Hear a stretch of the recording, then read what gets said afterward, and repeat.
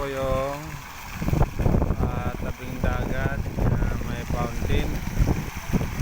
Yan. Dito po malapit sa park. Ito ang tinatawag seaside. Tabing dagat to. Ito po yung fountain. Yan. Yan, nandito ako ngayon.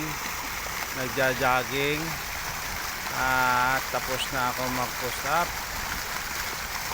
Ito po. Ako'y naka-jacket dahil maginaw na dito. Maginaw na. Yan.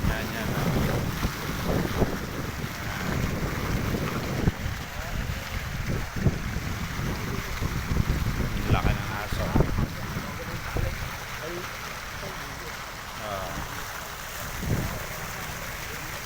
Yan, pati aso dito nagja-jogging.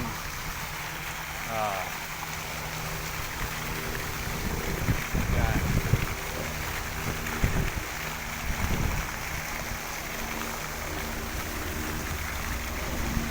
Yan. Sobra ng ginaw dito. Kaya yung mga tao naka-jacket kahit nagja-jogging sila, naka-jacket na, nakapangginaw na sila. Kaya kahapon bumili ako ng pang winter dahil nag-start na yung taglamig dito. Kaya sobra. Ano pa lang daw ito, mild pa lang. Kaya yan.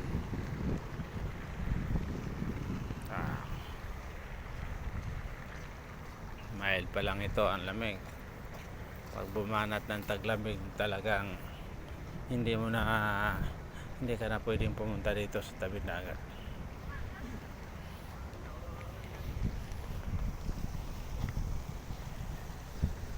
Dahil hindi mo nakakayanin yung lamig. Ako'y naglalakad muna. Ayan. Patungo sa aming bahay. Ayan.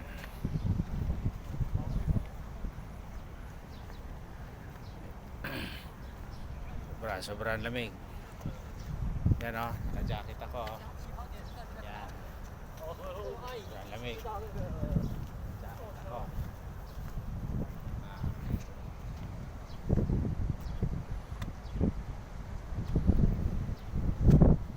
Yan ang dagat o.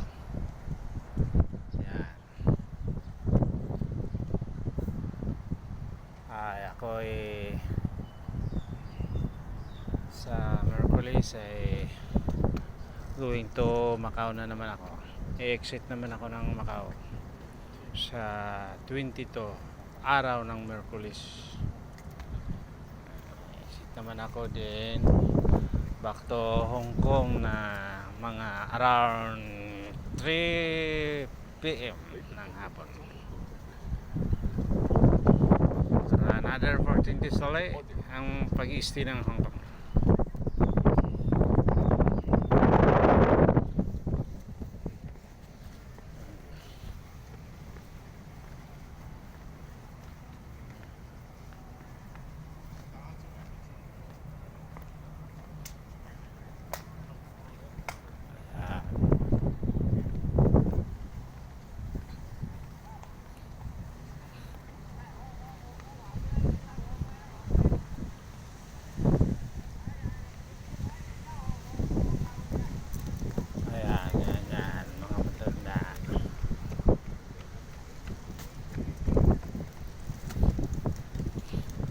Dapat mag-pere ako ito dapat ang mga sinasakyan ko.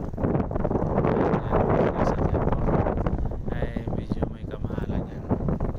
Kaya ako magbabas na lang. Yan. Yan dapat ang sakyan ko. 250. Bacamport 500, samantalang sa bus to 114 lang. Kaya magbabas ako at maraming tanawin kasi sa bus. Maganda sa bus. pa, oh. Yan, biyaheng Macau yan. Yan, biyaheng Macau yan. Yan. Yan, biyaheng Macau. Yan ang mga biyaheng Macau.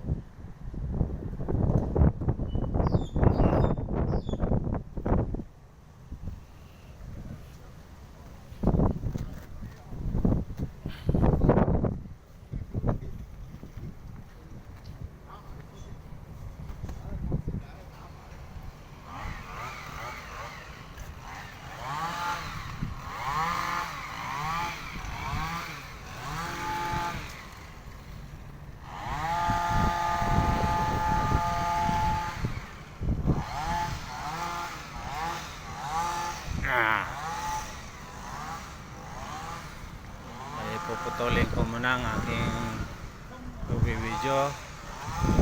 Ako'y papasok sa CR. Maraming salamat guys.